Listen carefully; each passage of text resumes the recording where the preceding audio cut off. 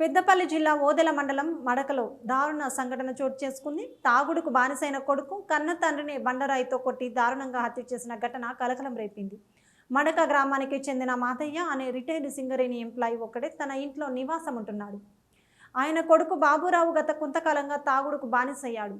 ఈ క్రమంలో మంగళవారం మద్యం మత్తులో ఇంటికి వచ్చిన బాబురావు తండ్రి మాదయ్యతో తీవ్రంగా గొడవకు దిగాడు. మాట పెరగడంతో తీవ్ర ఆగ్రహానికి లోనైన కొడుకు సమీపంలో ఉన్న బండరాయితో తండ్రి తలపై వాదాడు. బండరాయి దెబ్బకు మాదయ్యకు తీవ్ర రక్తస్రావమై అక్కడికక్కడే ప్రాణాలు వదిలాడు.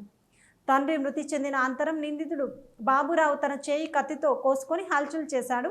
గమనించిన గ్రామస్తులు వెంటనే బాబురావును పట్టుకుని పోలీసులకు సమాచారం అందించారు.